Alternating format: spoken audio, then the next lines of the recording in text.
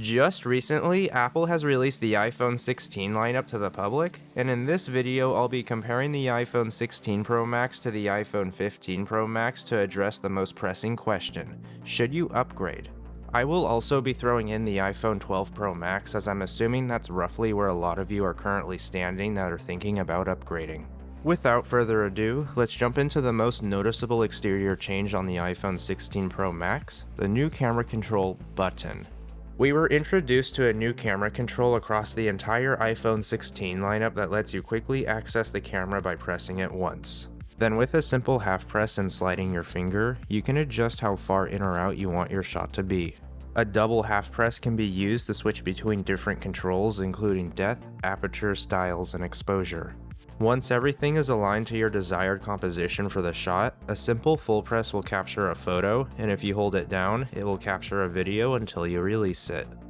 Now, let's compare the camera quality between the three phones, starting with the main wide lens. Both the iPhone 15 Pro Max and 16 Pro Max have a 48 megapixel lens that can fuse the pixels together for a 24 megapixel shot that looks sharp, whereas the iPhone 12 Pro Max only has a 12 megapixel main wide lens. If I go ahead and zoom in on the photos in one spot, the difference becomes quite noticeable. As we zoom in with the telephoto lens, both the iPhone 15 and 16 Pro Max can achieve a physical 5x zoom, and this is where we start to see the iPhone 12 Pro Max really start to fall behind, as it can only achieve a 2.5x zoom physically. Then stepping it up to how far each phone can zoom in digitally, both the iPhone 15 and 16 Pro Max can achieve a 25x digital zoom, and the iPhone 16 appears to have better focus on the subject at this stage. Meanwhile, the iPhone 12 Pro Max can only achieve a 12x digital zoom, making it a night and day difference. For the ultra-wide lens, I'll be focusing on macro photography since the iPhone 16 Pro Max received a new 48 megapixel lens. At first glance, the iPhone 16 and 15 don't seem to have much of a difference, but zooming in reveals that the new lens on the 16 improves the sharpness of the lines. Now, why did I not include the iPhone 12 Pro Max? Well, when I hold it up to the rose, nothing happens, and that's because it doesn't support macro photography. The iPhone 16 Pro line can record at 120 frames per second for the ability to slow down footage at different frame rates. This feature is technically software-based, as older iPhone models that can record at 60 frames per second can achieve 50% at 30 frames per second. Let's take a look at what drives the iPhone, being the A series chip. I'll be conducting a CPU benchmark to see just how much the processing power has improved. While the test is running, here's a quick breakdown of what each model is equipped with. On the right, the iPhone 12 Pro Max utilizes the A14 Bionic. In the center, the iPhone 15 Pro Max utilizes the A17 Pro, and on the left, the iPhone 16 Pro Max utilizes the A18 Pro. The way the benchmark works is it tests the phone's central processing unit, known as CPU. It uses various representations of everyday tasks and provides a score for single-core and multi-core processing. As expected, the iPhone 16 finished first at 4 minutes and 16 seconds. Followed closely by the iPhone 15 at 4 minutes and 31 seconds.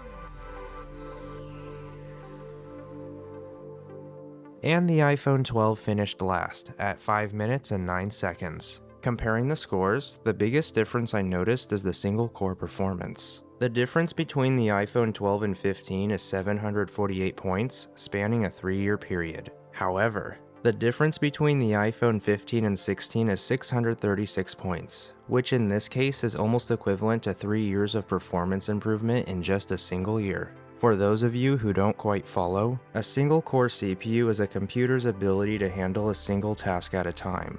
As the score increases for both single-core and multi-core configurations, the computer can handle more demanding tasks or perform smaller tasks with less energy, extending the overall battery life. For the next topic, I need to change the mood. Siri, let's dive into Apple Intelligence. Apple Intelligence is currently unavailable to the public as it's still in beta, but here are some of its abilities arriving later this fall. Siri, who painted the Mona Lisa? Actually, I meant the Starry Night.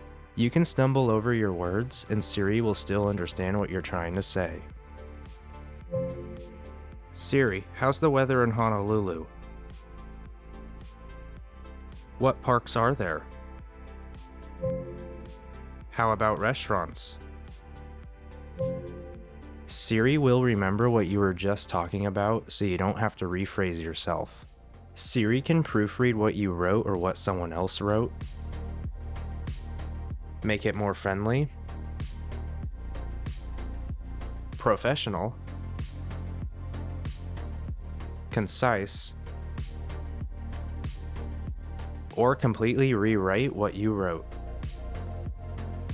In the Photos application, Siri can create a memory with just a description, and let's say you have a photo where you don't want someone or something in the background. Well, Siri can remove unwanted subjects or objects. Another feature arriving is Type to Siri. This existed before with older iOS versions, but you had to activate it with Siri making noises before you could type. Now, there's a dedicated function to ensure complete silence. The final feature arriving this fall is Siri's ability to summarize and prioritize incoming notifications. Other features like Genmoji and Image Playground are expected to release in December with iOS 18.2. Battery life is a major concern for anyone considering an upgrade, as it can vary daily and from user to user. Looking at my usage, I noticed a slight difference between Friday and Sunday. On Friday, I used about 90% of my battery and got 8 hours. While on Sunday, I used about 70% and got 8 hours and 15 minutes. Compared to my iPhone 15, I did notice a slightly longer battery life, but it's not that much of a difference. If I had to give the iPhone 16 Pro Max a life expectancy range, I would put it between 8.5 and 11 hours of use on a full charge. Now that we've compared and reviewed all the changes and new features of the iPhone 16 Pro Max, is it worth upgrading?